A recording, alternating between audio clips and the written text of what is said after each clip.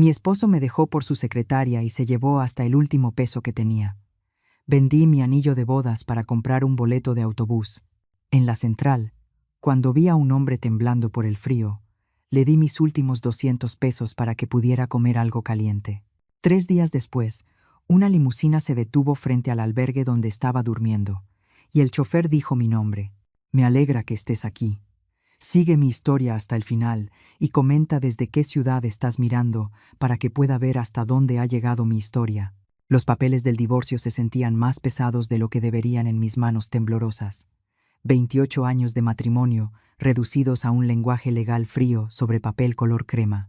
Estaba sentada en el despacho de mi abogado, mirando la firma de Eduardo Hernández, tan segura, tan definitiva, mientras la mía seguía siendo una línea en blanco, esperando sellar mi destino.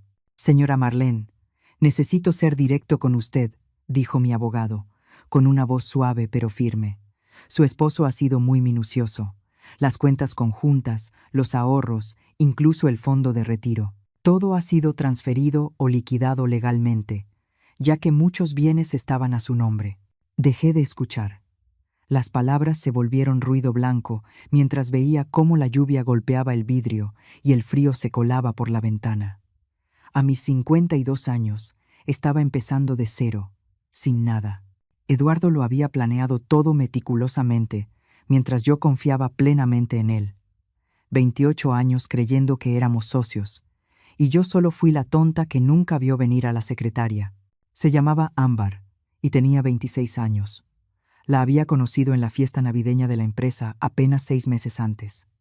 Había elogiado mi vestido con tanta sinceridad que de verdad me había caído bien. La ironía me quemó la garganta como ácido. La casa será vendida para pagar las deudas que él acumuló, continuó el abogado. Tendrá aproximadamente 72 horas para recoger sus pertenencias personales. Asentí de forma mecánica, con la mente aún intentando procesar cómo Eduardo había logrado destruir toda nuestra vida mientras yo planeaba nuestra próxima celebración por el 30º aniversario. Yo investigaba destinos para un crucero, mientras él planeaba mi ejecución financiera. Al salir de esa oficina, me sentí como un fantasma. La gente pasaba por la banqueta, bajo la lluvia y el aire frío, viviendo sus vidas normales, mientras la mía se derrumbaba a mi alrededor. Mi teléfono vibró con un mensaje de mi hermana. Lucía, ¿cómo te fue? Llámame. No podía llamarla. Todavía no. Lucía me había advertido sobre el comportamiento reciente de Eduardo, sus noches largas en la oficina, su repentino interés por hacer ejercicio y comprar ropa nueva. Yo lo había defendido. La había llamado paranoica. La vergüenza de haber estado tan equivocada se sentía peor que la traición misma. Las siguientes 72 horas pasaron como un torbellino de cajas, maletas y la cruda realidad de mi situación. Amigos que yo creía cercanos de pronto dejaron de estar disponibles. Al parecer, en los pueblos pequeños, las noticias corren rápido, y ser la esposa abandonada de un empresario respetado me convirtió en una paria social. De la noche a la mañana, Eduardo pasó el último día para recoger algunas cosas. De algún modo se veía más joven, vestido con ropa que nunca le había visto, ropa cara que seguramente Ámbar había elegido. Marlene, tienes que entender, empezó. Le levanté la mano. No, Eduardo. No tengo que entender nada. Solo toma lo que viniste a buscar y vete. Agarró unos cuantos álbumes de fotos y sus trofeos de golf, 28 años juntos, y eso era lo que le importaba. No las fotos familiares donde parecíamos felices, no el álbum de bodas que yo había atesorado, solo sus trofeos de golf. Vas a estar bien, dijo mientras se dirigía a la puerta. Eres más fuerte de lo que crees. Casi me reí por lo absurdo. Había destruido mi vida de forma sistemática y todavía tuvo el descaro de darme un discurso de ánimo. No respondí, no le daría la satisfacción de verme quebrar. Después de que se fue, me senté en nuestra sala vacía, mi sala vacía, y por fin me permití llorar.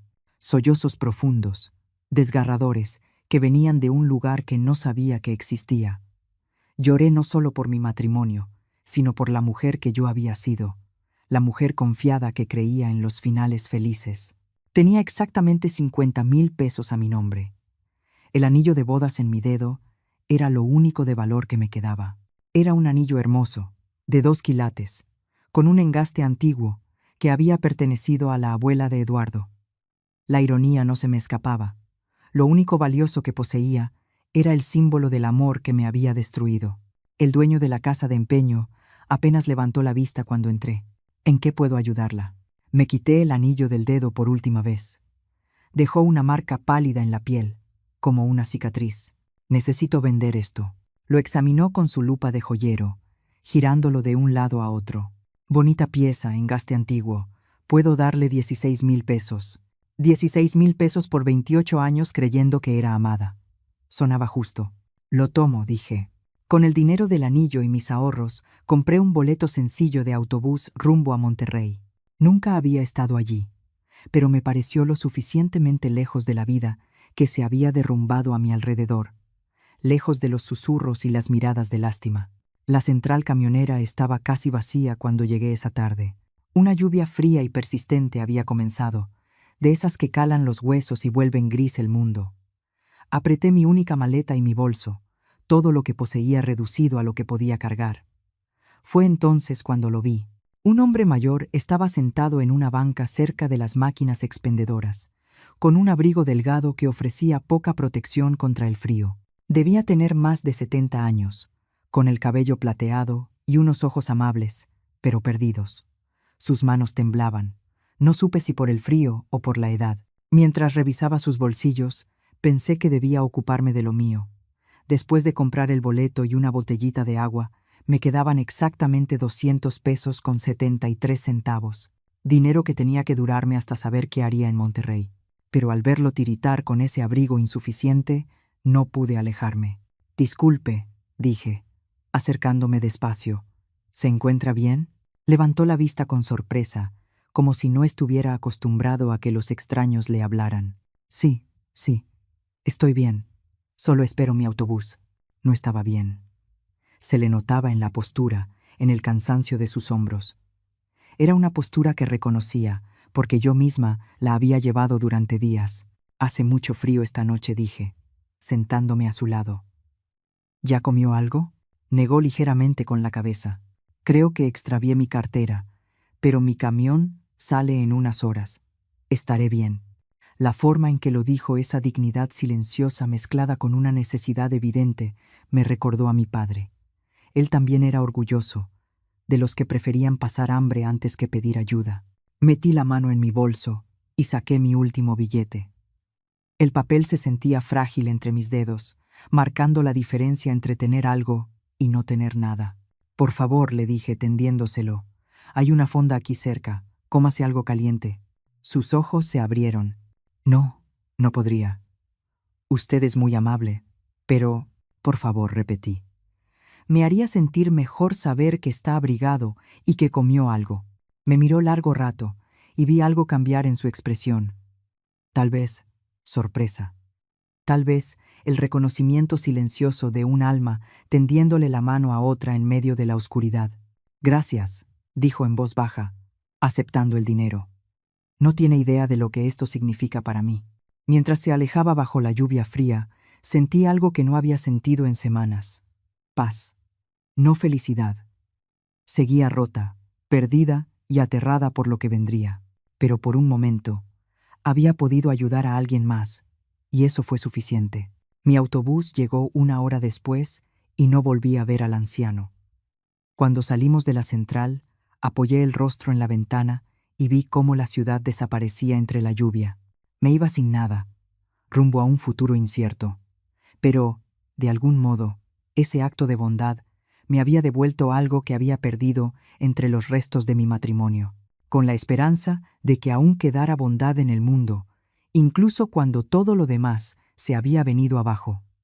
No tenía idea de que esos $10 cambiarían todo. Monterrey en enero no perdona.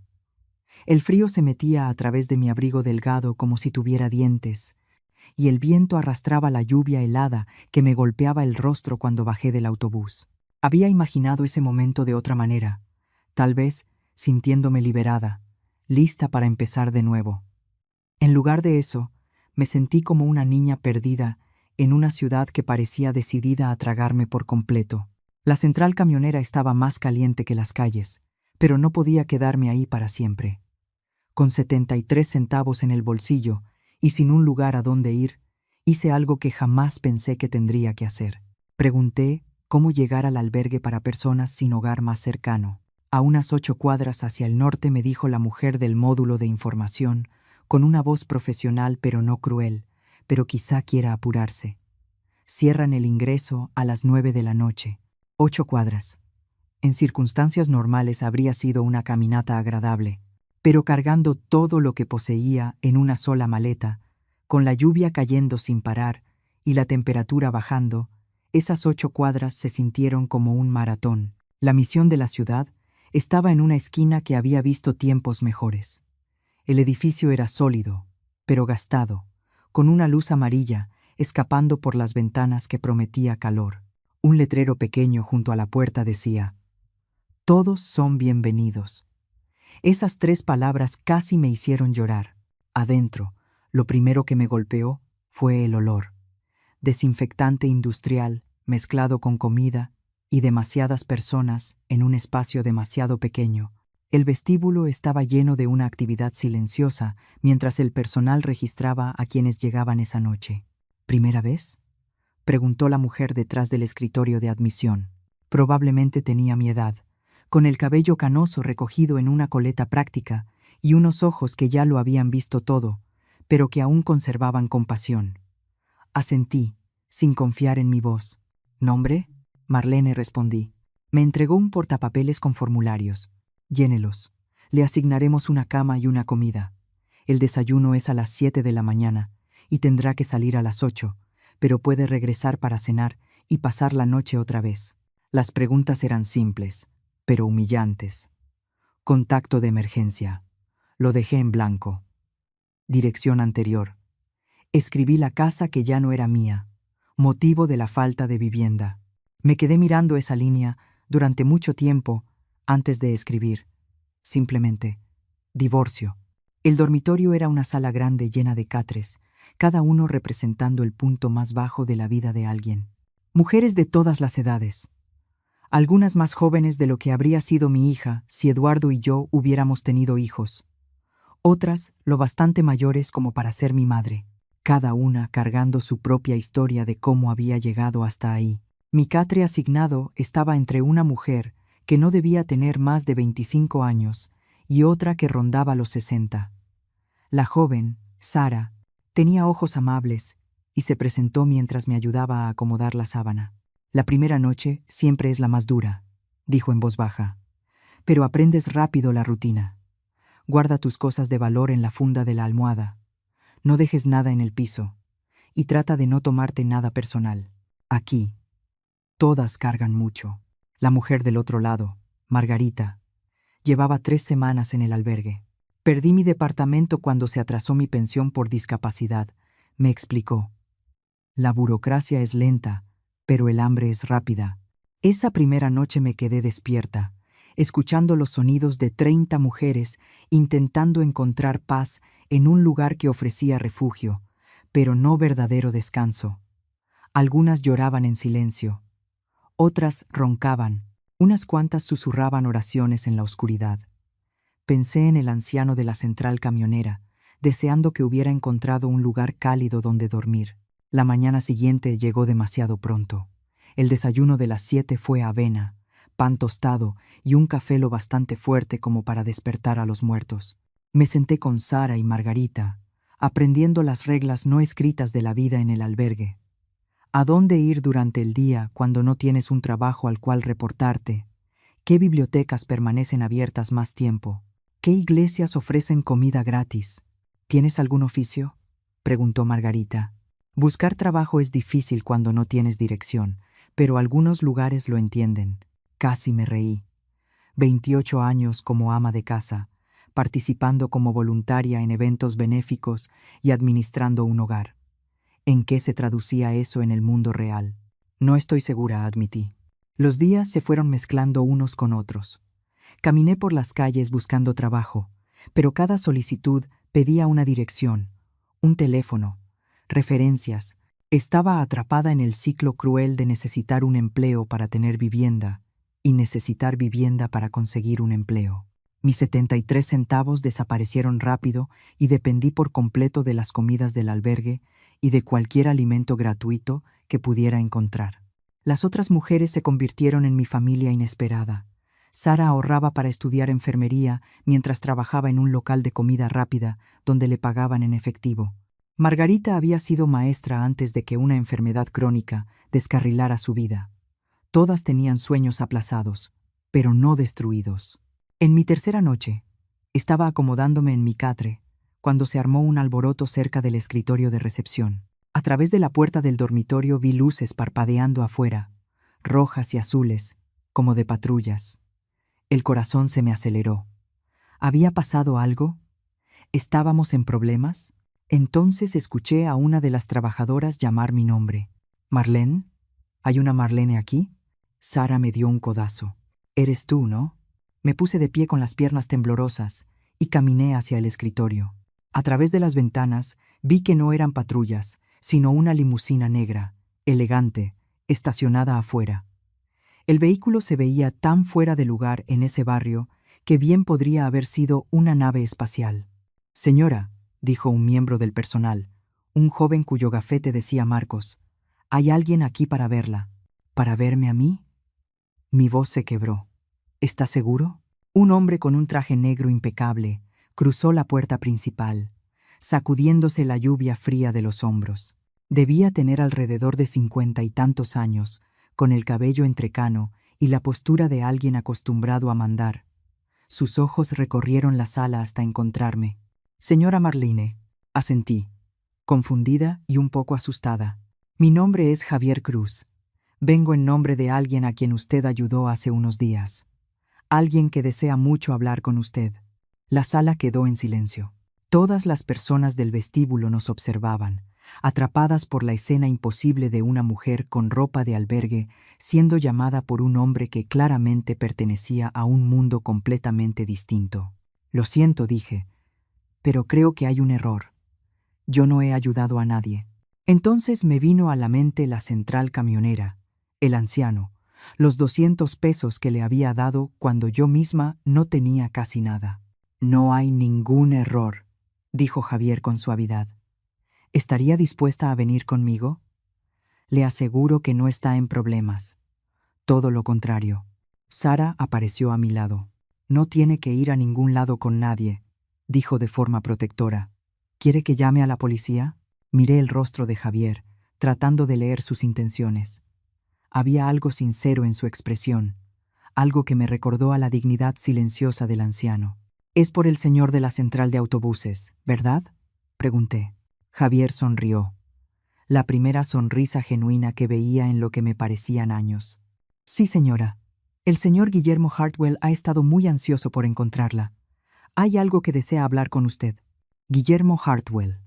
Así que ese era su nombre. Miré alrededor del albergue, a las mujeres que se habían convertido en mi familia temporal, a la vida que estaba construyendo con retazos y determinación. «¿Me traerá de regreso?», pregunté. «Si eso es lo que usted desea», respondió Javier. «Pero creo que querrá escuchar primero lo que el señor Hartwell tiene que decir». Margarita se acercó arrastrando los pies y me apretó la mano. «Cariño, a veces los ángeles vienen en paquetes inesperados. Tal vez sea momento de ver de qué se trata». Reuní mis pocas pertenencias. No me tomó mucho tiempo y seguí a Javier hacia la noche fría y lluviosa. La limusina estaba cálida y lujosa, más de lo que había experimentado jamás. Asientos de piel, luz suave y música clásica sonando en voz baja desde bocinas ocultas. Mientras nos alejábamos del albergue, lo vi desaparecer por la ventana trasera. 3 días antes había cruzado esas puertas rota y desesperada. Ahora viajaba en una limusina rumbo a un futuro desconocido. Todo porque había dado mis últimos 200 pesos a un desconocido que se veía hambriento y con frío. Fuera lo que fuera que me esperara, sabía que mi vida estaba a punto de cambiar otra vez. Solo le pedí a Dios que esta vez fuera para bien. La limusina avanzó por los barrios exclusivos de San Pedro Garza García, pasando junto a casas que brillaban con luces cálidas y prosperidad. Apoyé el rostro en el vidrio polarizado, observando un mundo al que alguna vez había pertenecido y que ahora sentía como si lo mirara desde afuera, como una turista. ¿A dónde vamos?, pregunté, apenas en un susurro. A la casa del señor Hartwell, respondió Javier. Está muy ansioso por verla de nuevo. 20 minutos después, entramos por unos enormes portones de hierro que se abrieron en silencio a nuestro paso. El camino serpenteaba entre jardines perfectamente cuidados, que incluso en invierno se veían impecables. Cuando la casa apareció ante mis ojos, solté un jadeo. No era solo grande, era magnífica. Una mansión de piedra que parecía sacada del campo inglés, con ventanales altos que brillaban en dorado contra el cielo nocturno. Esto no era dinero nuevo tratando de impresionar. Era riqueza antigua que no necesitaba demostrar nada. Señora Marlene, dijo Javier, cuando nos detuvimos frente a la entrada principal. Antes de entrar, quiero que sepa que el señor Hartwell es un hombre muy reservado. Lo que ocurrió en la central de autobuses significó para él más de lo que usted puede imaginar. La puerta principal se abrió antes de que tocáramos, revelando al anciano de la central, pero ahora se veía completamente distinto. Ya no estaba el abrigo delgado ni la postura vencida. Se mantenía erguido y digno, vestido con un suéter fino y pantalones de lana. Su cabello plateado estaba bien peinado, y sus ojos, los mismos ojos amables, tenían una calidez que me apretó el pecho de emoción. Marlene dijo, y solo escucharlo pronunciar mi nombre con tanta alegría casi me desarmó. Gracias por venir. Por favor, pase y resguárdese del frío. El vestíbulo era impresionante. Pisos de mármol, una lámpara de cristal y una escalera amplia, digna de una película. Pero lo que más me sorprendió fue lo acogedor que se sentía a pesar de su grandeza. Fotografías familiares cubrían las paredes y había flores frescas sobre mesas antiguas. Soy Guillermo Hartwell, dijo, extendiéndome la mano, y le debo una enorme gratitud. Señor Hartwell, no entiendo. Usted no me debe nada. Solo fueron 200 pesos. Sus ojos se arrugaron en las comisuras. ¿Solo 200 pesos? Venga, sentémonos junto a la chimenea y le explicaré todo. Me condujo a una biblioteca que parecía sacada de un sueño. Estanterías de libros del piso al techo, sillones de piel alrededor de una chimenea encendida, y el aroma de libros antiguos y madera pulida. Me indicó que me sentara en uno de los sillones mientras él ocupaba el de enfrente. Primero quiero disculparme por el engaño, comenzó. Lo que usted vio en la central de autobuses no era exactamente quien soy. Estudié su rostro, tratando de reconciliar a este caballero distinguido con el hombre perdido que había encontrado 3 noches antes. ¿Quién es usted?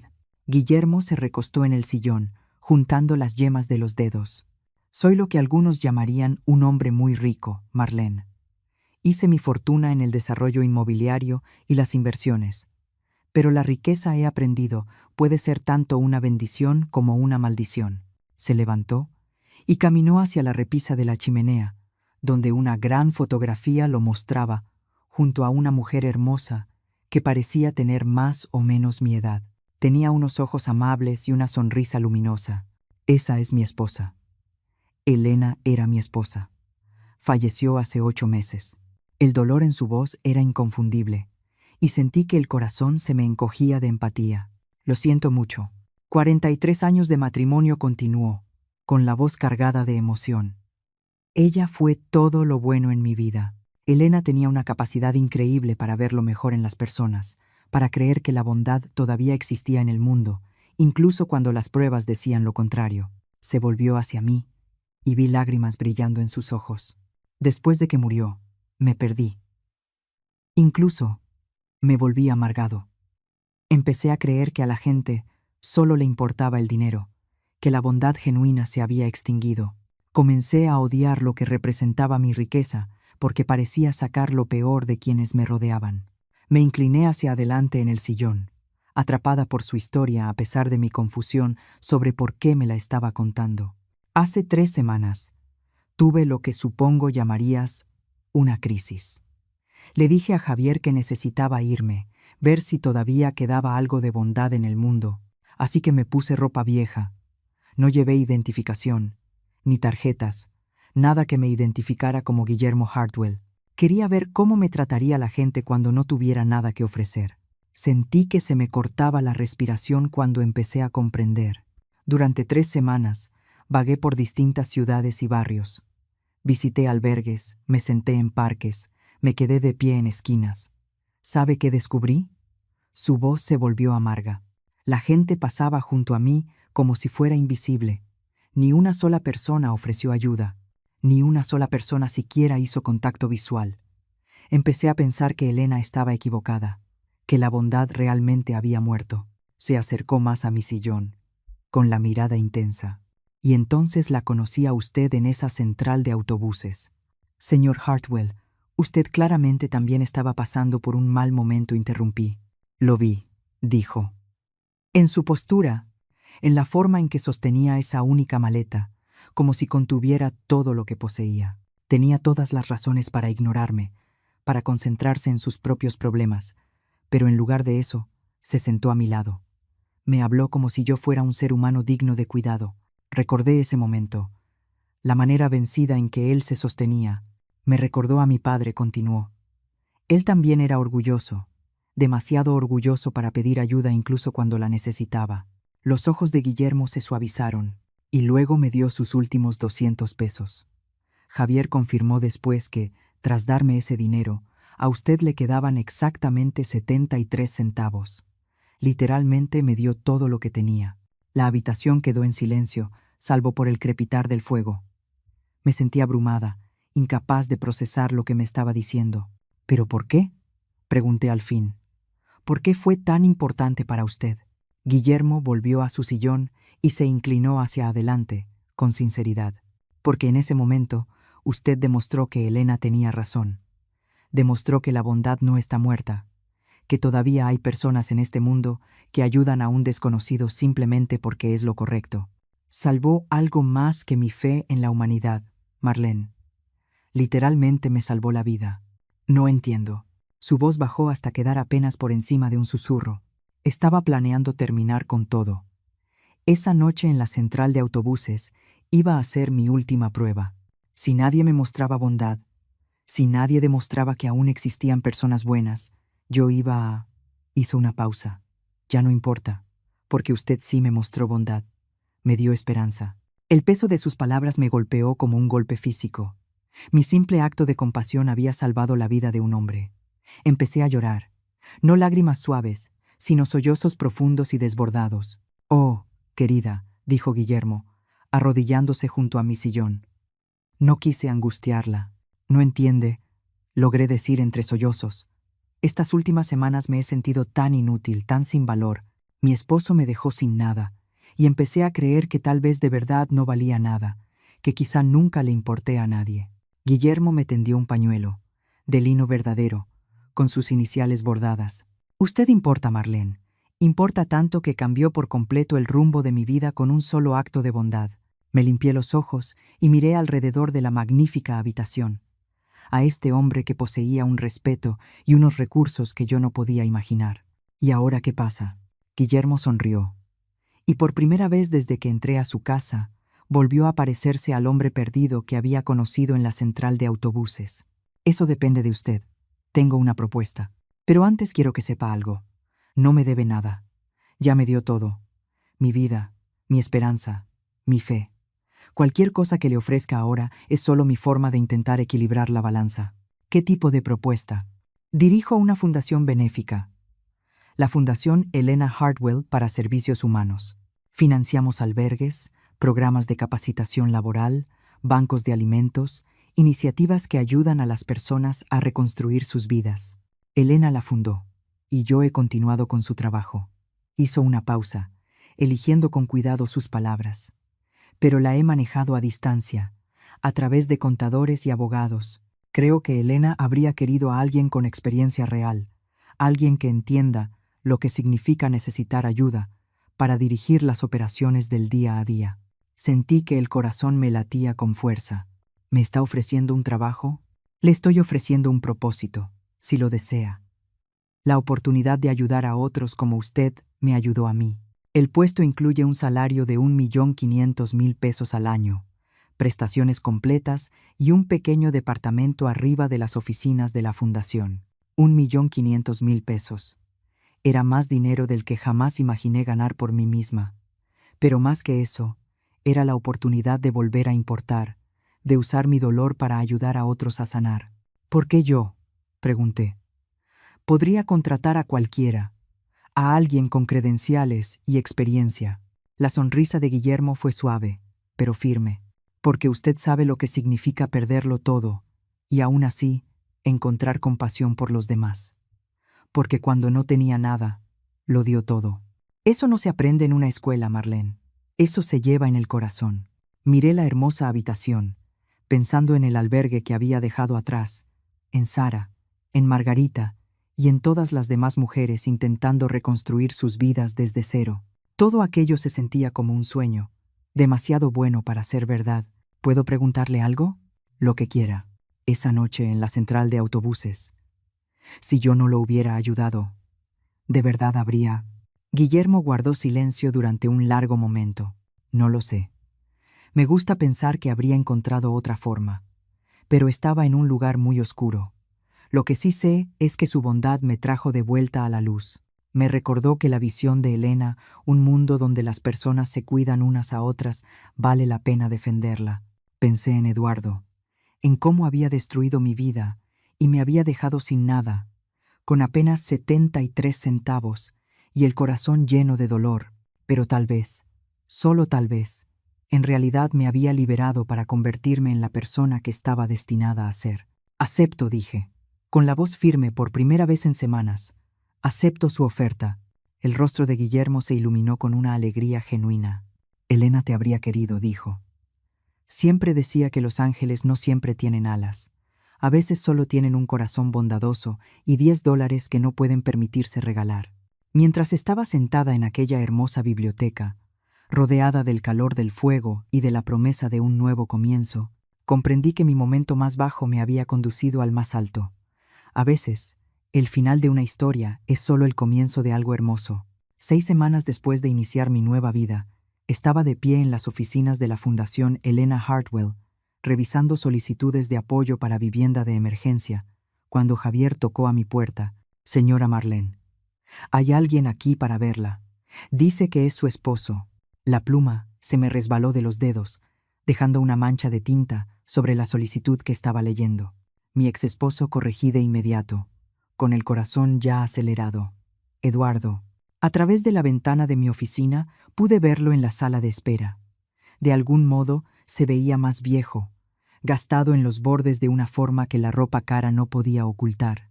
Tenía el cabello más ralo de lo que recordaba y nuevas líneas alrededor de los ojos, pero lo que más me llamó la atención fue su postura, insegura, casi nerviosa.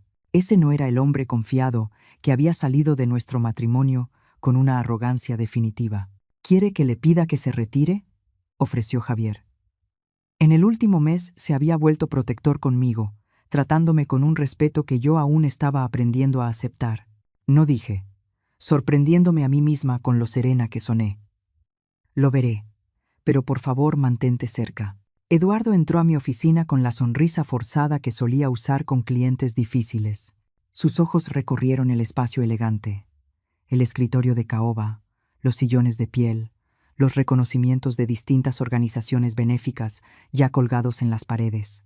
Marlene, ¿te ves bien? En su voz había una nota de sorpresa que me irritó más de lo que debería. Gracias. ¿Qué quieres, Eduardo? Se sentó en la silla frente a mi escritorio sin ser invitado. No puede un hombre visitar a su esposa, a su exesposa, sin un motivo oculto. Me recargué en mi silla, observándolo. 28 años de matrimonio me habían enseñado a leer sus señales. La forma en que ajustaba su anillo de bodas, que noté que aún llevaba, el leve tic en la comisura de la boca cuando se preparaba para mentir, el tono demasiado casual que significaba que estaba a punto de pedir algo importante. ¿Cómo me encontraste?, pregunté. No fue fácil. Desapareciste por completo después de... Hizo un gesto vago, incapaz o poco dispuesto a decir después de que destruí tu vida. Pero un amigo en Monterrey mencionó haber visto tu nombre en el periódico. Algo sobre una fundación benéfica. Claro. La semana anterior, El Norte había publicado un reportaje sobre los nuevos programas de la Fundación para Mujeres Sin Hogar. Guillermo había insistido en incluir mi foto, a pesar de mis objeciones sobre la privacidad. Así que decidiste venir a visitarme. Eduardo se removió en la silla, y vi algo en él que nunca antes había visto. Desesperación. Marlene, he cometido algunos errores. ¿Errores? La palabra salió más afilada de lo que pretendía. Vaciaste nuestras cuentas bancarias, me dejaste sin nada, y te fuiste a vivir con tu secretaria. Eso no fueron errores, Eduardo. Fueron decisiones. Su rostro se sonrojó. Ámbar y yo, eso se terminó. Desde hace semanas. No sentí nada al escuchar eso. Ni satisfacción, ni vindicación. Solo una leve curiosidad por saber por qué pensaba que me importaría. Lamento escuchar eso, dije. Y me sorprendió darme cuenta de que hablaba en serio. No porque lo quisiera de vuelta, sino porque había aprendido que el dolor es dolor, sin importar quién lo viva. El caso es, continuó Eduardo, adoptando el tono persuasivo que antes usaba para vender seguros, que he pensado mucho en nosotros, en lo que tiré por la borda. Eduardo, déjame terminar, se inclinó hacia adelante, con la mirada intensa. Sé que te hice daño, sé que tomé decisiones terribles, pero verte aquí, ver lo que has logrado, me recuerda a la mujer de la que me enamoré hace 30 años. 30 años atrás, antes de los hijos que nunca llegaron, antes de la lenta erosión de la intimidad, antes de que decidiera que yo ya no era suficiente. Me dejaste sin nada, dije en voz baja. Te aseguraste de que ni siquiera pudiera pagar comida. ¿Entiendes lo que eso me hizo? El rostro de Eduardo se descompuso con algo que parecía un remordimiento genuino. Estaba enojado, confundido. Pensé, no sé qué pensé, que estarías bien, que caerías de pie. Siempre fuiste la fuerte. Terminé en un albergue, Eduardo. Las palabras lo golpearon como un puñetazo. Se echó ligeramente hacia atrás, pálido. ¿Qué? ¿Un albergue? 3 días durmiendo en un catre, comiendo comida de caridad, tratando de descubrir cómo reconstruir una vida que tú destruiste de manera sistemática. Marlene, no tenía idea. Claro que no respondí. Estabas demasiado ocupado jugando a la casita con Ámbar como para preocuparte por lo que le pasara a la mujer con la que estuviste casado durante 28 años. Eduardo permaneció en silencio durante un largo momento, mirando sus manos. Cuando levantó la vista, tenía lágrimas en los ojos. Quiero arreglarlo. No puedes. Puedo intentarlo. Metió la mano en su saco y sacó un documento doblado. Hice que mi abogado preparara esto. Es un acuerdo financiero. Más que justo. Te da la mitad de todo lo que me queda. No toqué los papeles. ¿Qué quieres decir con todo lo que te queda? La risa de Eduardo fue amarga. Resulta que las mujeres de 26 años salen caras. Ámbar tenía gustos muy particulares. El auto deportivo, el departamento de lujo, las compras, todo sumó rápido. Y cuando se dio cuenta de que el dinero se estaba acabando más rápido de lo esperado, decidió que yo ya no era el gran partido que creía. Así que eso era todo. Ámbar lo había dejado cuando el pozo financiero empezó a secarse. Y ahora estaba aquí, intentando recuperar a la mujer que había descartado. La ironía habría sido graciosa si no fuera tan patética. No soy tu plan de respaldo. Marlene, no es eso, dijo, aunque su tono sugería lo contrario. Te he extrañado. He extrañado lo nuestro. Lo que tuvimos fue real. Aunque lo haya olvidado por un tiempo. Me levanté y caminé hacia la ventana, mirando la calle de abajo, donde la gente pasaba apresurada con sus vidas cotidianas. Hace unos meses yo había sido una de ellos, perdida, desesperada, invisible. Ahora tenía propósito, respeto, un futuro que estaba construyendo por mí misma. Lo que tuvimos fue real, alguna vez acepté, pero lo mataste cuando elegiste traicionar todo lo que habíamos construido juntos. La gente comete errores. La gente cambia. Tienes razón, dije, volviéndome hacia él. Yo he cambiado. Ya no soy la mujer que dependía de ti para todo, que construyó toda su identidad alrededor de ser tu esposa. Me gusta quien soy ahora, Eduardo. Me gusta la vida que estoy construyendo. Eduardo también se puso de pie, acercándose. Pero imagina lo que podríamos construir juntos. Aquí eres claramente exitosa. Esta fundación, este puesto, Y yo aún tengo recursos, contactos. Podríamos ser un equipo otra vez. Un equipo. Como si alguna vez hubiéramos sido realmente socios, y no él la estrella, y yo la actriz de reparto. Noto que todavía llevas tu anillo de bodas, observé. Eduardo bajó la mirada a su mano, como si le sorprendiera ver la banda dorada ahí. Nunca me lo quité. Incluso con Ámbar, una parte de mí siempre supo que había cometido un error. Pero no viniste a buscarme hasta ahora. Hasta que Ámbar te dejó, y el dinero empezó a acabarse. Su rostro se tensó. Eso no es. Es exactamente eso. Volví a mi escritorio, colocando la sólida madera entre nosotros. No me extrañaste, Eduardo. Extrañaste la comodidad de tener a alguien que aguantara todo, que te hiciera la vida más fácil sin pedir mucho a cambio. Eso no es justo. Me senté, sintiéndome de pronto cansada. Durante 28 años acomodé mi vida a tu carrera, tus pasatiempos, tus amigos, tu familia. Reorganicé mi mundo tan por completo alrededor del tuyo que olvidé que yo también tenía preferencias. Y cuando decidiste que querías algo nuevo y emocionante, me tiraste como si fuera desechable. Eduardo se dejó caer en la silla, como si la pelea se le hubiera ido del cuerpo. ¿Qué quieres que diga? Que lo siento. Lo siento. ¿Que me equivoqué? Me equivoqué. ¿Que te amo? Te amo. ¿De verdad? Pregunté en voz baja. ¿O amas la idea de volver a tener a alguien que te cuide, que te haga la vida cómoda mientras decides tu siguiente movimiento? No respondió de inmediato. Y eso fue respuesta suficiente. Quiero que te vayas ahora, dije. Llévate tu acuerdo. No quiero tu dinero ni tus promesas. He construido algo aquí que es mío, algo que importa. No voy a renunciar a eso para volver a ser un personaje secundario en tu historia. Eduardo se levantó despacio, con el rostro mezclando dolor y enojo. Entonces, ¿eso es todo? 30 años juntos y vas a tirarlo todo a la basura. Tú lo tiraste cuando elegiste a Ámbar por encima de nuestro matrimonio. Yo solo me niego a recoger los pedazos por ti. Se dirigió a la puerta y luego se detuvo. ¿Sabes cuál es tu problema, Marlene? Te has vuelto amarga. La mujer con la que me casé me habría perdonado. Sus palabras estaban hechas para herirme, para hacerme dudar. Hace unos meses habrían funcionado, pero ya había aprendido demasiado sobre mi propia fortaleza como para dejarme manipular por su decepción. Tienes razón, dije con calma. La mujer con la que te casaste te habría perdonado, te habría aceptado de vuelta y habría pasado el resto de su vida preguntándose cuándo la abandonarías otra vez. Pero yo ya no soy esa mujer, y estoy agradecida por ello. Eduardo se fue sin decir otra palabra, llevándose sus papeles y sus promesas vacías. Cuando la puerta se cerró, me senté en el silencio de mi oficina, esperando sentir algo: tristeza, arrepentimiento, duda. Pero lo único que sentí fue alivio. Mi teléfono vibró con un mensaje de Guillermo. ¿Cenamos esta noche? Tengo algunas ideas para ampliar el programa de capacitación laboral. Sonreí mientras respondía. Ahí estaré. Esta era mi vida ahora. Trabajo con sentido, respeto genuino, un futuro que yo misma estaba creando. Eduardo me había hecho un favor al mostrarme lo que había perdido, pero, más importante aún, me había mostrado cuánto había ganado.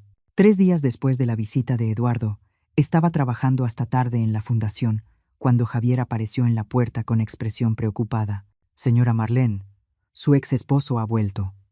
Insiste mucho en verla y parece alterado. A través de la ventana de mi oficina pude ver a Eduardo caminando de un lado a otro en la sala de espera. Incluso a la distancia, su angustia era evidente. Tenía el cabello revuelto, el traje caro arrugado, y sus movimientos tenían la rigidez de alguien impulsado únicamente por la desesperación. Está bien, Javier. Déjalo pasar, pero por favor quédate cerca. Eduardo irrumpió en mi oficina antes de que Javier pudiera anunciarlo correctamente. Tenía el rostro enrojecido y los ojos desorbitados. Este no era el hombre sereno, algo arrepentido, que me había visitado a principios de la semana. Era alguien al borde del colapso. Tenemos que hablar, dijo sin preámbulos, con la voz alterada. Puedes sentarte, respondí con calma, señalando la silla frente a mi escritorio, pero se quedó de pie, con las manos apretadas a los costados.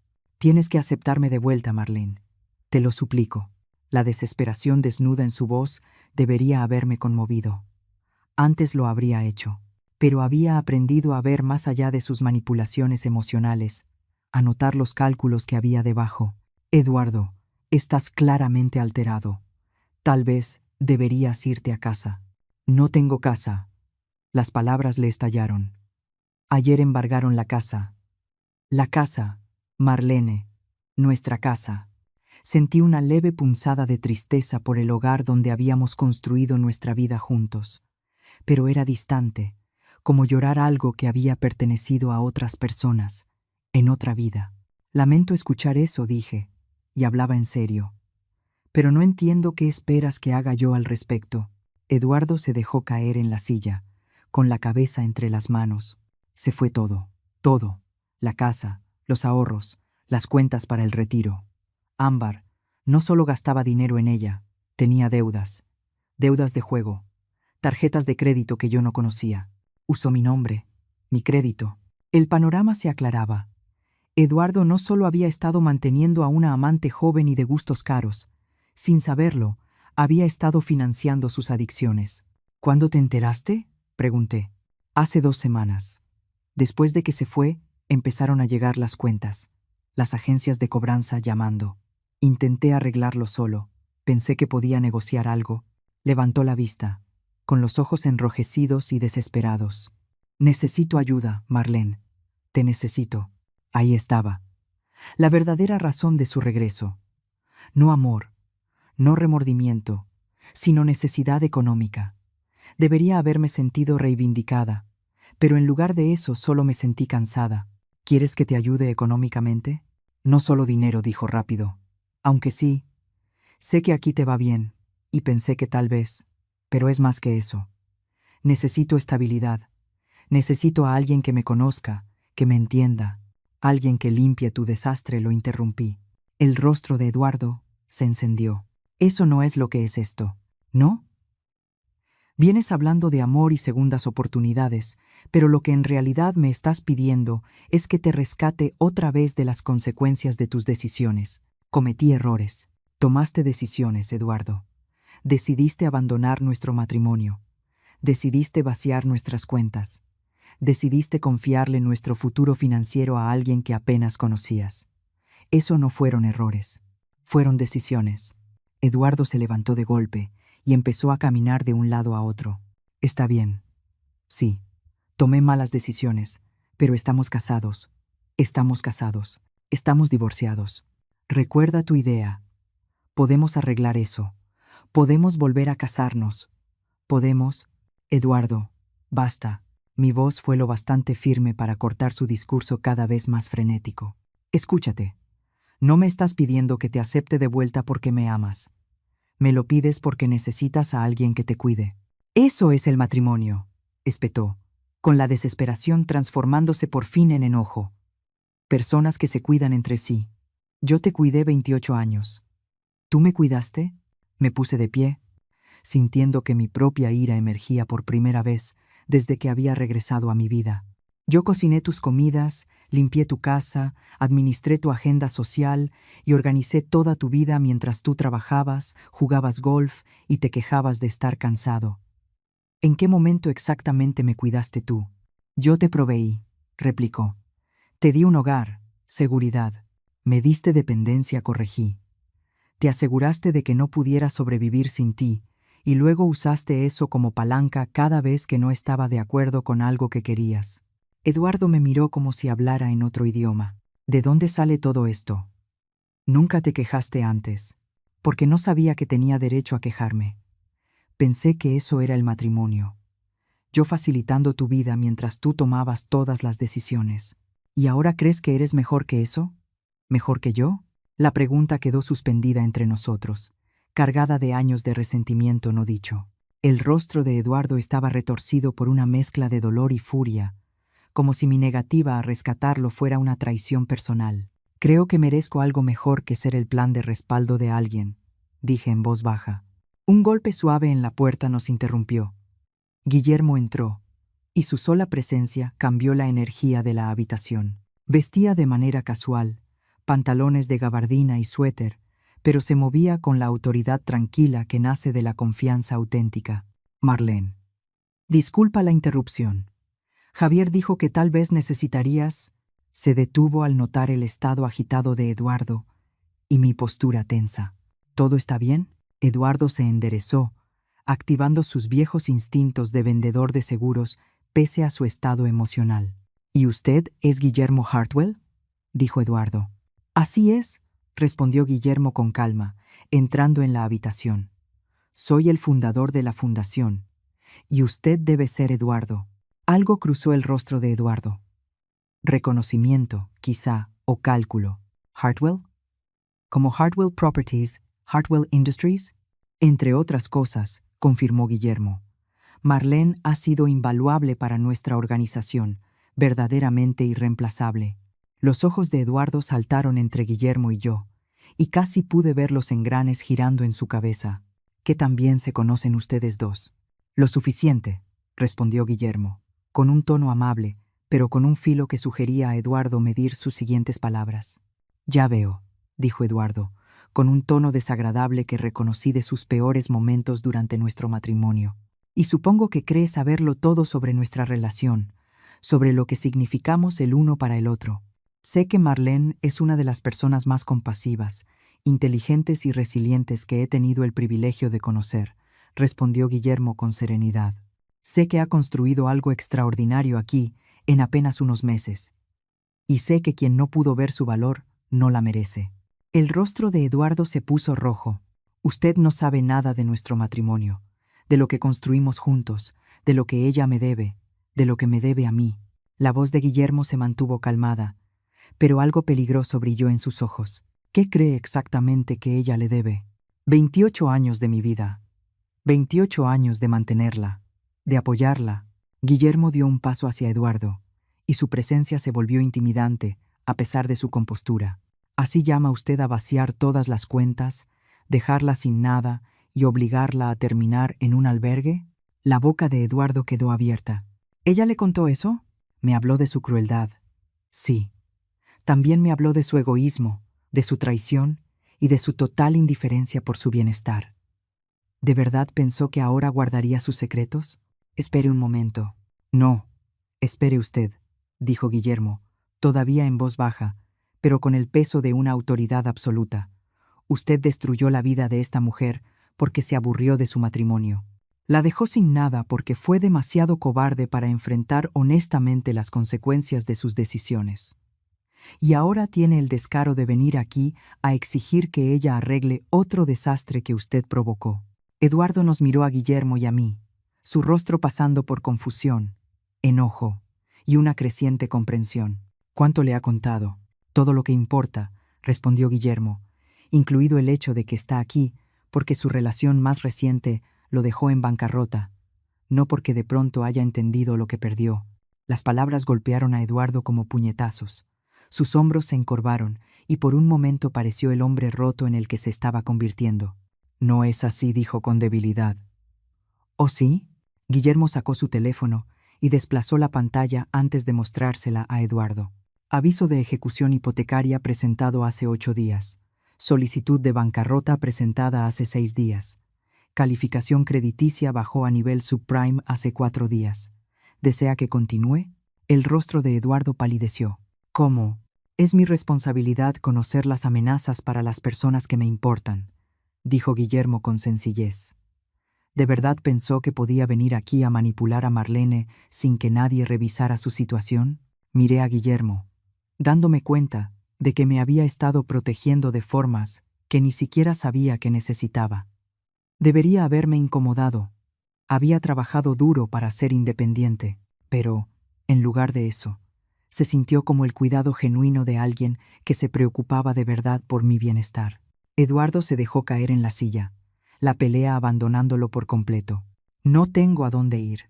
Por primera vez desde que volvió a mi vida, sentí verdadera lástima por él. No la emoción manipuladora que había intentado provocar, sino una tristeza real por un hombre que había destruido todo lo bueno en su vida y ahora enfrentaba las consecuencias solo. Eduardo, dije con suavidad, lamento que estés pasando por esto. De verdad. Pero no puedo ser tu solución. ¿Por qué no? Su voz era apenas un susurro. Alguna vez fuimos buenos juntos. Alguna vez respondí. Hace mucho tiempo. Antes de que me enseñaras que yo era prescindible. Antes de que me mostraras que tu amor venía con condiciones que nunca podría cumplir.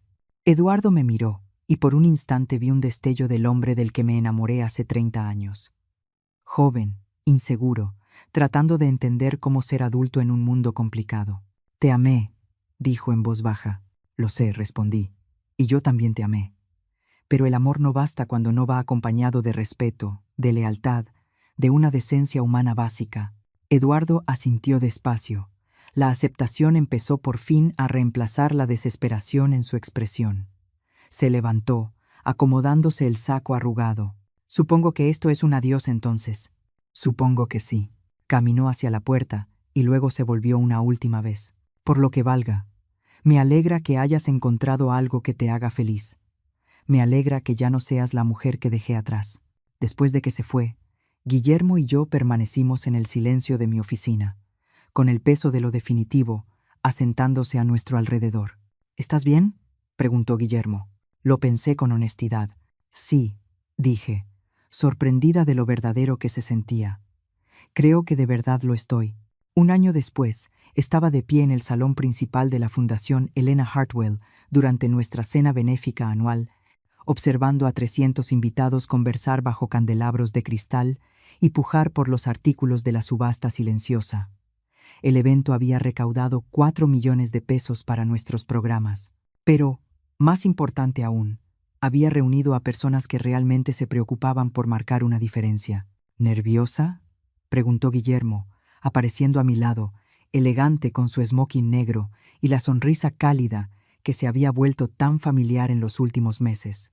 Emocionada lo corregí, alisando la falda de mi vestido azul marino, muy distinto a la ropa del albergue que llevaba puesta la primera vez que nos conocimos. «Mira cuánta gente», dijo Guillermo. «A Elena le habría encantado. Habría estado encantada contigo», añadió en voz baja, «con lo que has construido aquí». Durante el último año, la fundación se había expandido más allá de cualquier cosa que yo hubiera imaginado posible.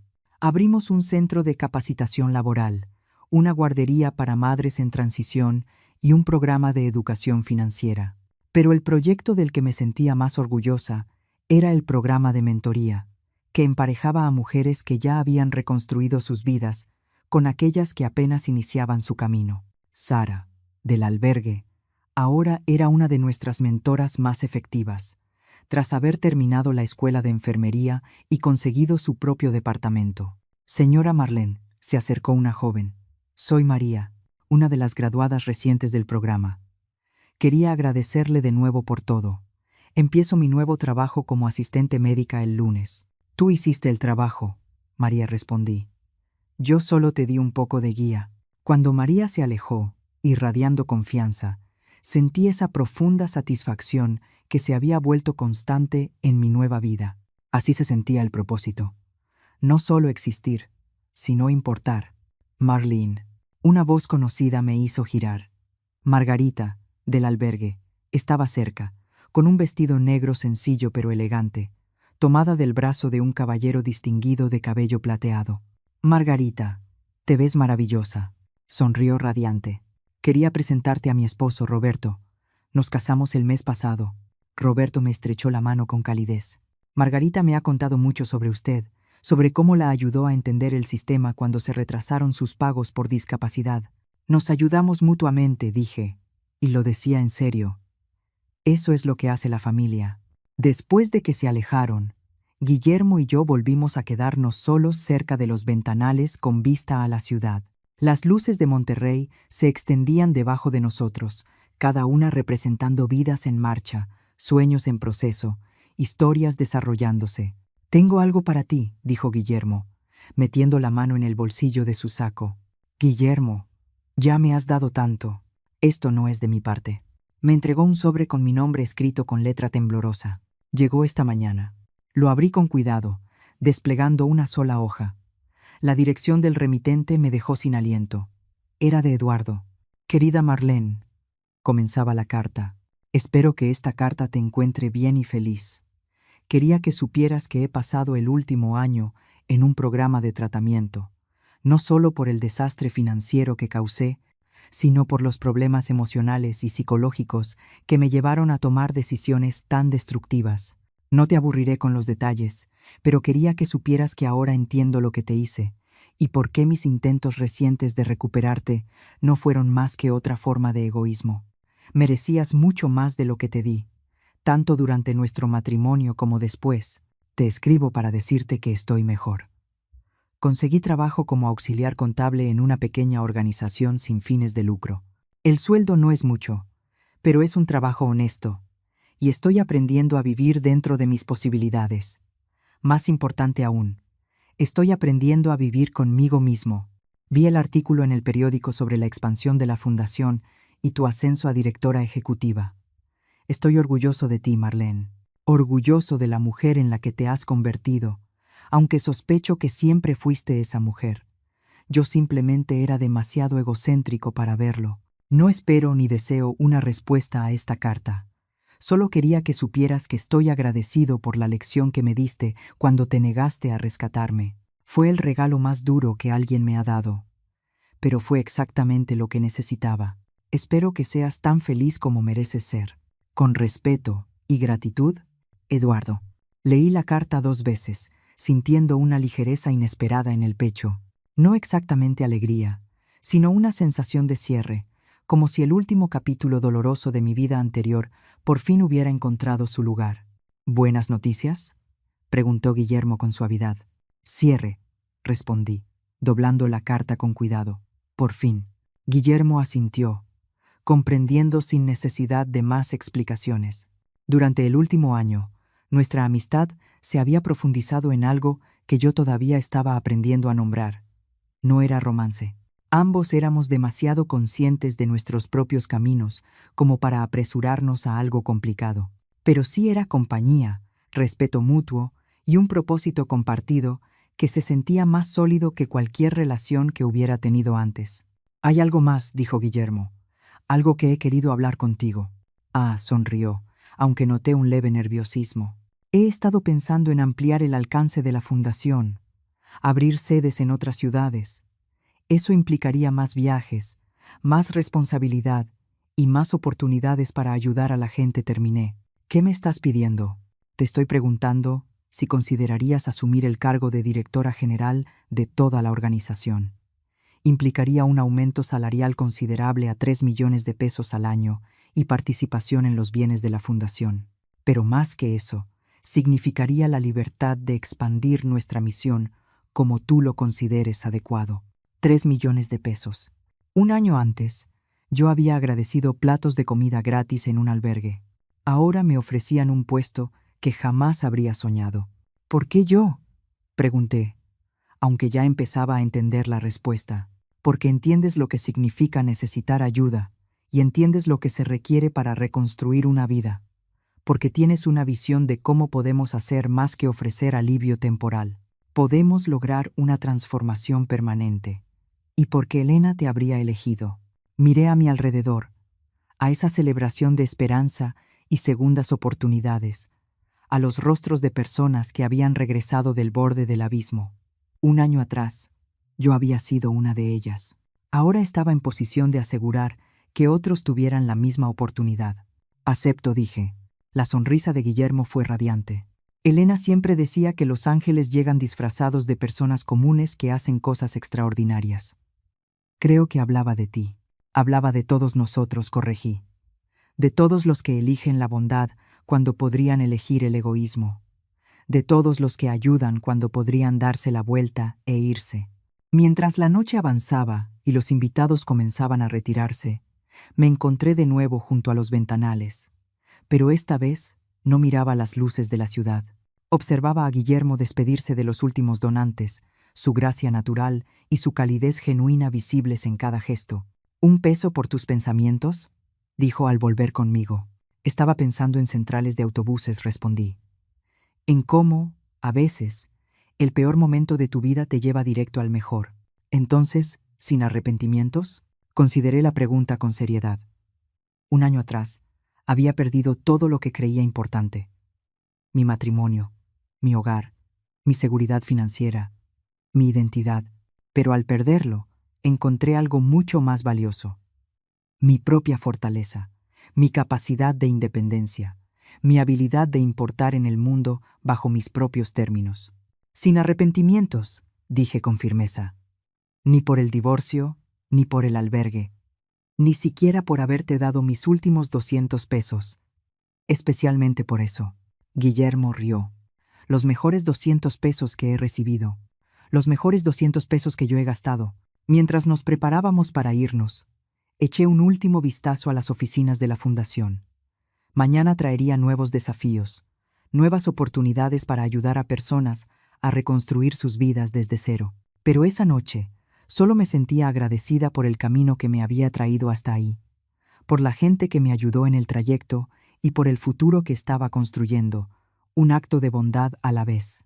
La lluvia fría caía de nuevo cuando Guillermo y yo caminamos hacia nuestros autos, pero esta vez no se sentía como un castigo, se sentía como una bendición, cubriendo el mundo de nuevas posibilidades.